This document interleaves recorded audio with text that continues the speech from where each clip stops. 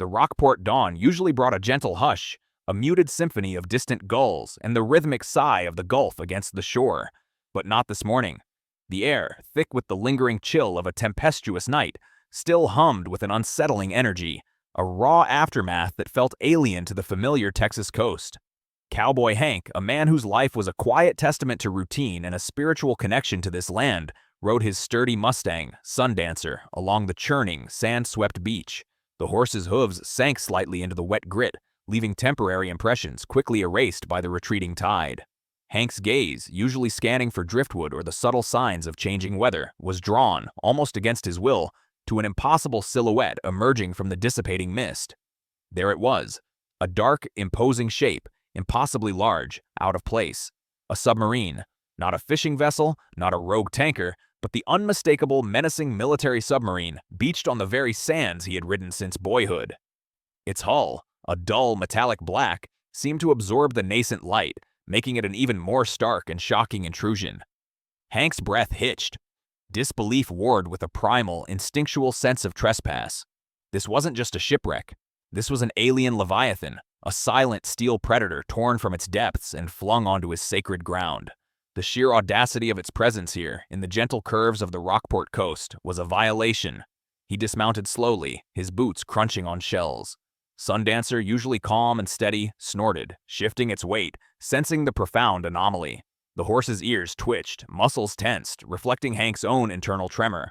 He took a few hesitant steps closer, the cold spray of the Gulf doing little to cool the heat rising in his chest.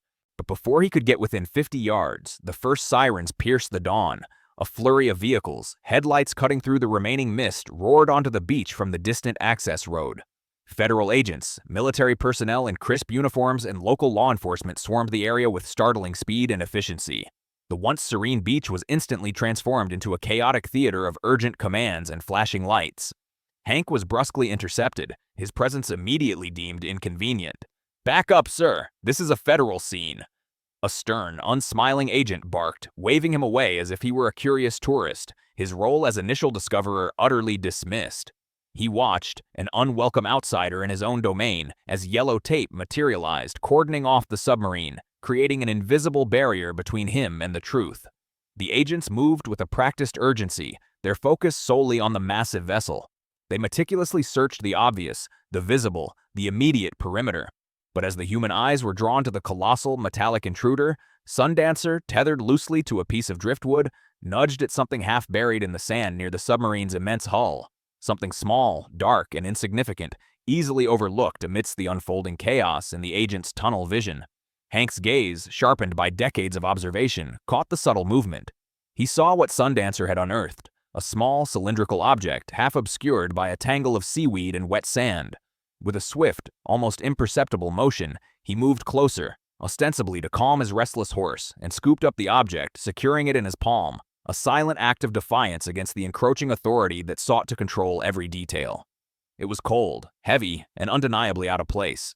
A single, knowing glance passed between Hank and the dark hull of the submarine, a silent promise to the truth, a quiet challenge to the forces that now sought to bury it. Some secrets refuse to stay buried, especially when the earth itself conspires to reveal them. Hank, now just another bystander, his face impassive, watched the unfolding scene, the small, heavy object hidden securely in his hand, a silent ticking bomb against the official narrative that was already beginning to form. He felt the weight of it, not just physically, but as a burden of revelation. The morning, which had begun with such familiar peace, had now irrevocably shifted, carrying with it a tide of unforeseen consequences.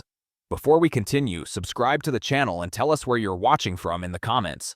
Before the behemoth of steel shattered the quiet dawn, before the world descended upon Rockport's tranquil shores, Hank's life moved with the unhurried grace of the Gulf tide.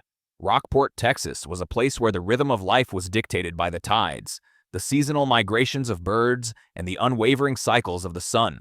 It was a coastal town steeped in tradition, where fishing boats dotted the bay, shrimpers cast their nets, and the salty air carried whispers of generations past. Community here wasn't just a word, it was the invisible thread binding folks together, a tapestry woven with shared hardships and simple joys. Life unfolded at a pace slower than the rest of the world seemed to demand, valuing connection over speed, authenticity over artifice.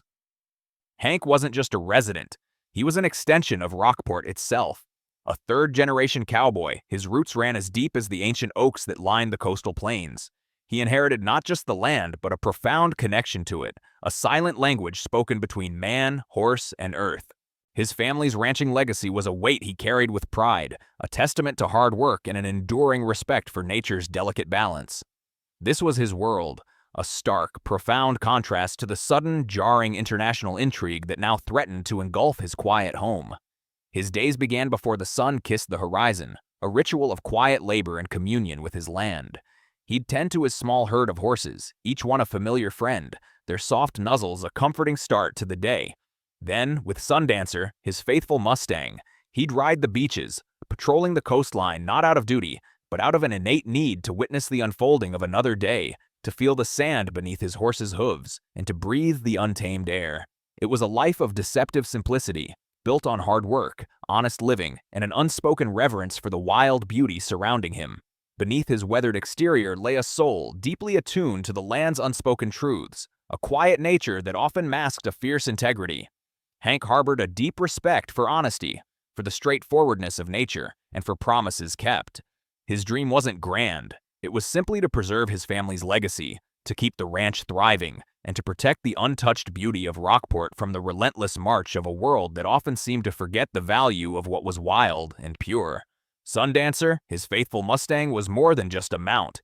He was Hank's confidant, an extension of his own senses, a silent partner in every sunrise ride. The horse's calm strength mirrored Hank's own, his keen observation often picking up subtle shifts in the environment long before human eyes registered them.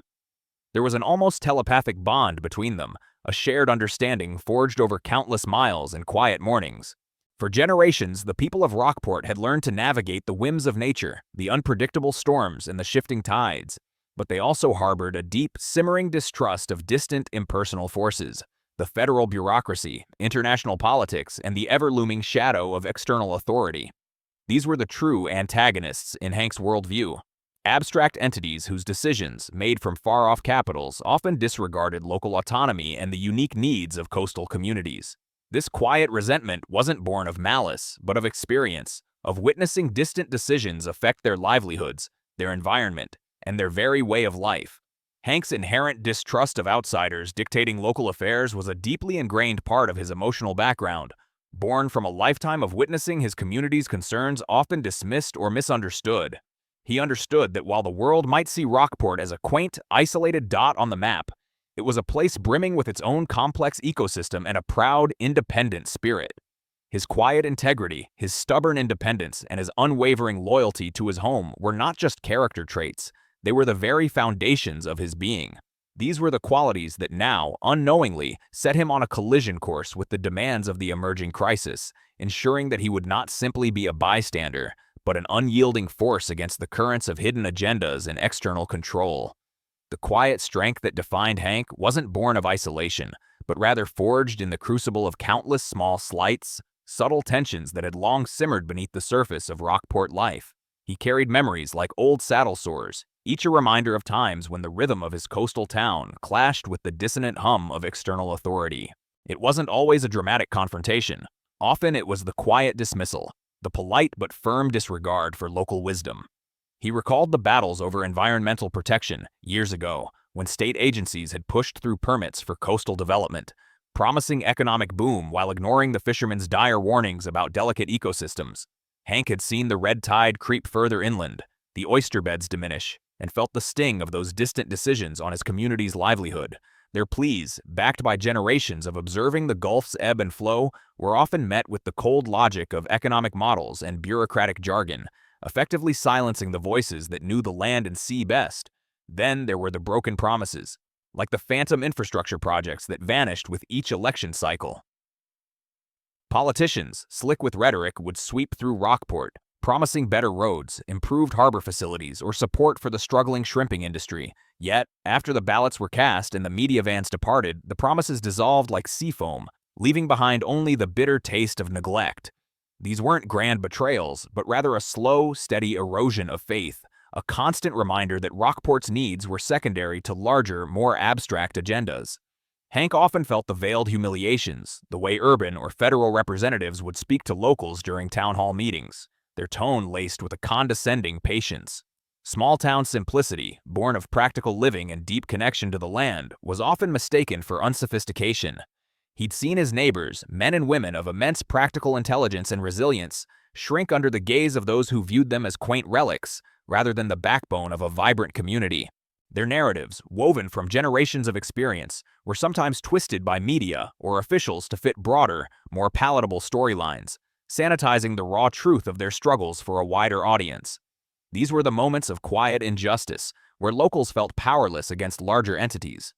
A rancher losing land to eminent domain for a project that never fully materialized, a shrimper's license revoked on a technicality while corporate trawlers operated with impunity.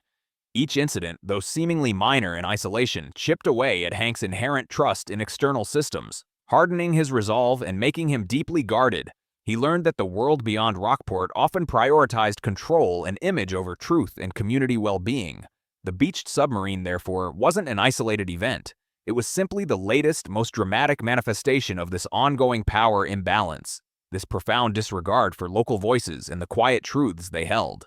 Hank understood, with a clarity that stung, that the federal agents now swarming his beach weren't there to protect Rockport, but to control a narrative, to manage an international incident that had inconveniently washed ashore. His growing conviction was that some truths, especially those unearthed by the very land and sea he cherished, were best protected by those who truly understood their value, rather than those who sought only to control them for their own distant purposes. The small, heavy object hidden in his hand felt like a tangible symbol of that conviction, a silent testament to the secrets the ocean had chosen to reveal to a man who truly listened. The serene quiet that had always defined Rockport shattered into 1,000 pieces with the arrival of the beached submarine. The town, once a haven of tranquil routine and salt-kissed breezes, was now a maelstrom of activity, an alien landscape of flashing lights and stern faces. Federal agents, in their crisp, dark uniforms, swarmed every corner, their presence an oppressive blanket over familiar streets. Military vehicles rumbled down avenues usually reserved for fishing trucks, while news vans, bristling with satellite dishes, choked thoroughfares, cameras constantly panning. The once clear air, usually scented with brine and wildflowers, now carried the metallic tang of officialdom and the buzzing anxiety of a community under siege. For Hank, the emotional environment became suffocating, a relentless squeeze on his spirit. His days, once marked by the rhythm of the tides and the quiet companionship of Sundancer, were now punctuated by the sterile walls of temporary interrogation rooms. Federal agents, their faces impassive, their questions sharp and repetitive, subjected him to intense scrutiny. They were suspicious of his initial discovery, his calm demeanor, and his quiet independence. "Why were you there so early, Mr. Thompson? What exactly did your horse find? Are you sure you didn't touch anything else?" Each query was a thinly veiled accusation, designed to unnerve, to find a crack in his stoic facade. Hank, a man accustomed to the straightforward honesty of the land, found their manipulative tactics deeply unsettling. Back in the community, whispers and debates spread like wildfire. Some locals, fiercely proud, hailed Hank as an unwitting hero, a true Texan who stumbled upon an international mystery. They saw his integrity, his deep roots, and admired his quiet defiance. Others, however, viewed him with growing suspicion, or worse, outright fear. They worried about the unwelcome attention he'd brought to Rockport, the disruption to their peaceful lives, the potential repercussions from powerful unseen forces. "He should just tell them everything," they'd mutter in hushed tones at the general store. "Get it over with so things can go back to normal." Even within his own circle, the social pressures mounted. Neighbors, usually quick with a friendly nod, now approached him with hesitant eyes, subtly pressing him to fully cooperate with the authorities. His sister, usually his staunchest supporter, called him daily, her voice laced with worry, urging him to simply do what they say to avoid further trouble. "Hank, this isn't worth it," she pleaded. "They're too big, too powerful." The unspoken fear was palpable. A fear of the unknown, of the government's long arm, of the potential to lose everything they held dear. Hank felt the weight of this judgment, not just from the demanding officials, but from those within his own community who feared the unknown more than they valued the truth. The posture of the federal agents worsened with each passing day. Their initial politeness evaporated, replaced by a more demanding, subtly threatening tone. They dismissed his local insights, his knowledge of the currents and the coastline as irrelevant or anecdotal, His concerns for Rockport, for the fragile ecosystem now under threat, were met with cold indifference. "Mr. Thompson, your personal opinions are not pertinent to this investigation," one agent stated flatly, his eyes hard. Hank felt increasingly like an obstacle, an inconvenience to be managed, rather than a valuable witness. His internal struggle grew heavier, the burden of the small, dark object found by Sundancer pressing down on him with each passing day of pressure. It was a physical weight, yes, but also a moral one. He knew what he held was significant, a piece of truth that contradicted the carefully constructed narrative the authorities were trying to impose. But revealing it meant inviting a storm far greater than the one that had beached the submarine, a storm that could engulf him, his family, and perhaps even his beloved Rockport. The moment of greatest emotional suffocation arrived one evening, alone in his quiet ranch house, the distant thrum of military helicopters a constant reminder of the world outside. He stared at the object, hidden safely away, feeling utterly trapped. On one side stood his unwavering loyalty to the truth, to the quiet integrity he had always lived by, and to the land that had revealed its secret to him.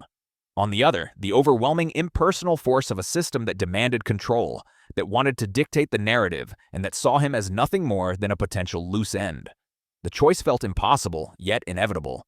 He knew, with a chilling certainty, that he could not simply surrender the truth. The pressure on Hank, already a suffocating blanket, escalated into a crushing weight. Federal agents, frustrated by his unwavering silence, intensified their tactics, subtly then overtly chipping away at his reputation. Whispers circulated, rumors suggesting Hank was uncooperative, jeopardizing federal aid. Then came the direct assault. One afternoon, officials arrived at his ranch with a court order, claiming a small shed was a security risk, a flimsy pretext to search for the object they suspected he possessed. The order, legally ambiguous, was clearly designed to intimidate. Hank watched them, his face a mask of calm, but inside a quiet fury simmered. This was about control, about breaking him. He stood his ground, citing his rights, forcing them to produce specific warrants, delaying their intrusion. The incident, witnessed by neighbors, was a clear attempt to discredit him publicly, to paint him as an enemy of order. It was the final straw. His quiet defiance, honed by generations of resilient Texans, hardened into unshakable resolve. They wanted to control the narrative. He would shatter it. He retreated to his weathered cabin, the object Sundancer unearthed now on his table.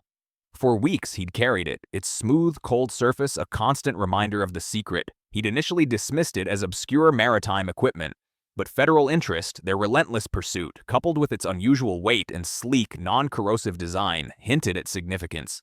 With a penknife, he carefully pried at a discovered seam, revealing a tiny, almost invisible port. It wasn't debris. It was a highly encrypted data device, sophisticated technology clearly not part of a standard submarine's manifest. This wasn't a simple accident. It was a deliberate, clandestine operation. The revelation was devastating, yet liberating.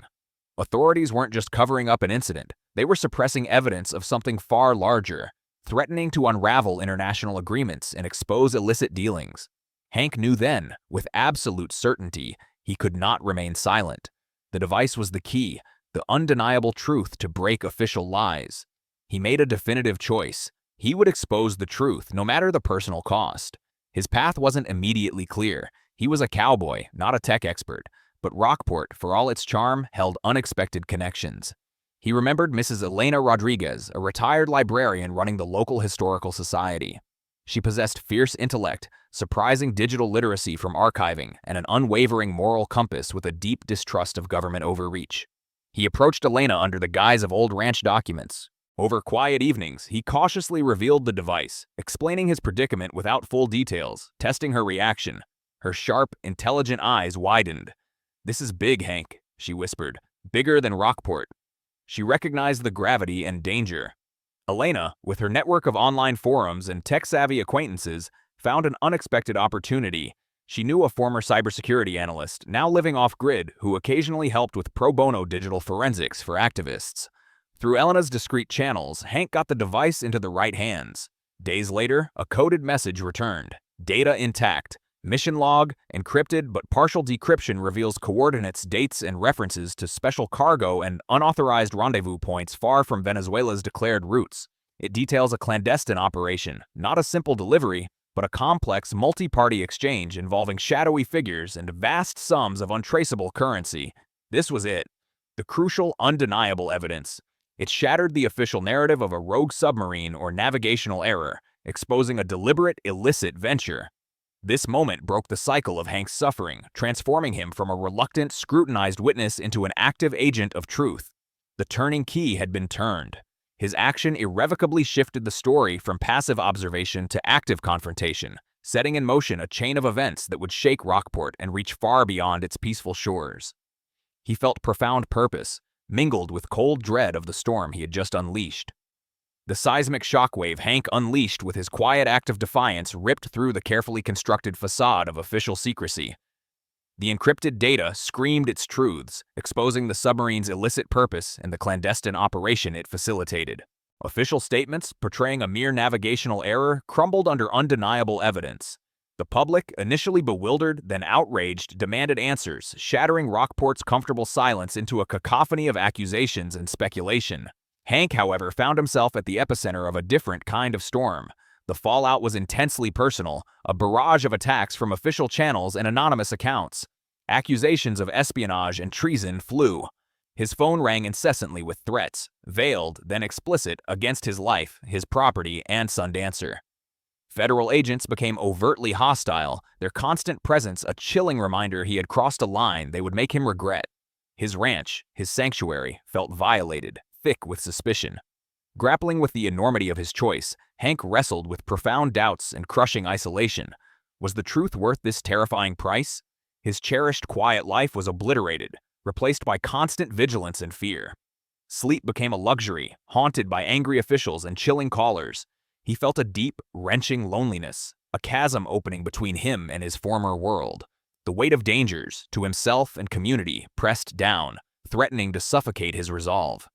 He questioned if he truly protected Rockport or merely dragged it deeper into conflict. Moments of intense anger flared, a raw indignation at the injustice. How dare they accuse him, a man who sought only to protect what was right, of being a traitor? This fury often gave way to profound despair, a weariness that seeped into his bones. There were nights he stood by the fence line, feeling a deep, almost physical shame that his actions had brought chaos to his peaceful world. He had simply followed his conscience, and now he was a pariah, a target. It was an emotional explosion, a silent scream against the unfairness of forces arrayed against one simple cowboy. Yet, in the crucible of this adversity, allies began to emerge, flickering like distant stars. A few trusted friends, old ranch hands and fishermen, rallied around him, offering quiet support and practical help. They brought food, stood watch, and simply listened, their unwavering loyalty a balm to his besieged spirit. A local journalist, initially skeptical, saw through the official smear campaign, publishing articles that presented Hank's side, giving voice to the local perspective. Even a sympathetic former Coast Guard official discreetly offered advice. These were the true Rockport, valuing truth and community above political expediency. Conversely, others, once neutral, quickly revealed their true loyalties or succumbed to fear. Some neighbors, worried about federal presence and repercussions, distanced themselves, their greetings strained, eyes evasive. A few local business owners, dependent on tourism or state contracts, actively worked against Hank, echoing official condemnations, eager to curry favor with powerful entities controlling the narrative. They saw him not as a hero, but a disruptive force, a threat to their livelihoods. Lines were drawn, stark and unforgiving, splitting the community in ways Hank had never imagined. The strong Texan independent spirit, a bedrock of the community's identity, profoundly influenced how Rockport divided. Some fiercely defended Hank's right to speak his truth, seeing his actions as a stand against overreaching federal authority, a testament to the rugged individualism they revered. For them, Hank embodied defiance against injustice, a modern-day folk hero. Others, however, prioritized order and compliance, fearing the chaos and instability that challenging powerful institutions could bring. They saw his actions as reckless, an unnecessary provocation threatening their town's peace and prosperity. The psychological impact of this ordeal was profound and transformative. Hank, once a simple cowboy, content with ranch life, was being forged in the fires of adversity into a figure of unexpected courage. Hardened by relentless pressure, his resolve steeled, he never lost his core integrity, his fundamental belief in honesty and justice. The quiet observer had become an unwitting warrior, his hands still capable of gentle horsemanship, but now wielding the sharp sword of truth. The initial official narrative, designed to bury the incident, was crumbling into dust. replaced by uncomfortable questions and a growing public outcry demanding accountability.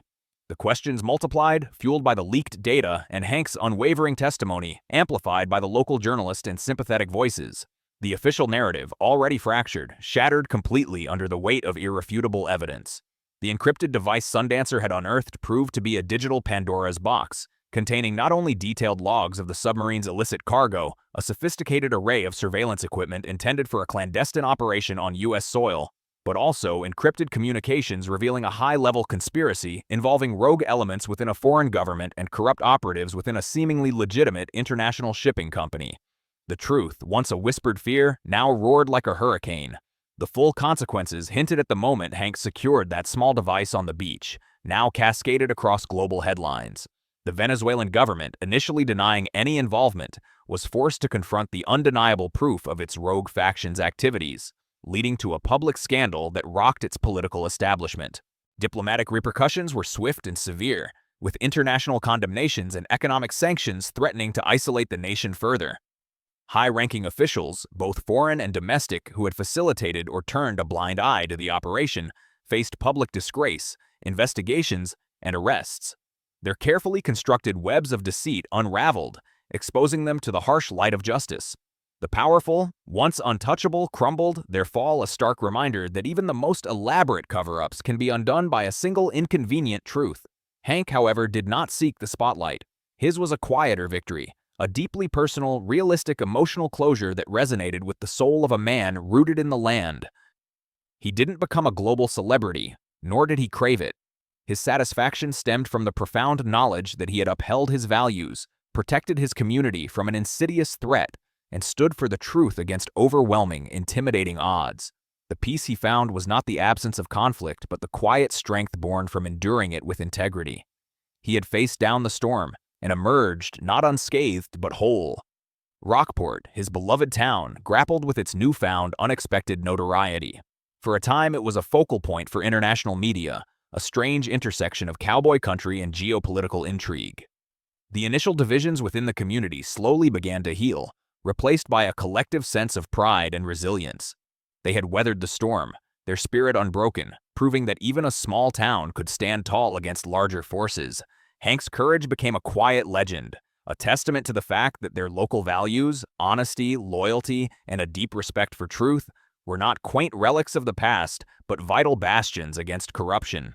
The community found strength not in forgetting, but in remembering the power of one of their own to make a difference. Months later, the debris of the incident was gone, the submarine salvaged, the federal presence diminished to a memory. Hank, back on Sundancer, rode the now calm beach, the rhythmic thud of hooves on wet sand a familiar comfort. The salt spray on his face, the vast expanse of the Gulf, these were his constants. He reflected on the improbable journey, the fragility of peace shattered by a metal behemoth on his shore, the insidious nature of hidden truths that sought to fester in the dark. He thought of the quiet power of an ordinary man, a simple cowboy, and his horse, whose keen senses had inadvertently sparked a revolution of truth. His past life, tending to cattle and riding the range, now intertwined with his present role as an unlikely guardian. The vigilance learned from watching his herd, from anticipating the changing weather, now applied to the subtle shifts in the world around him. He understood that while the immediate battle was won, the fight for truth and justice was an ongoing one, a continuous ride against the horizon. He looked towards a future where such vigilance remained essential, knowing that the world, for all its beauty, held shadows that always sought to creep in.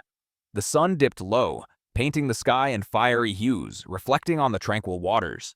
He turned Sundancer homeward, a quiet man riding into the twilight, his heart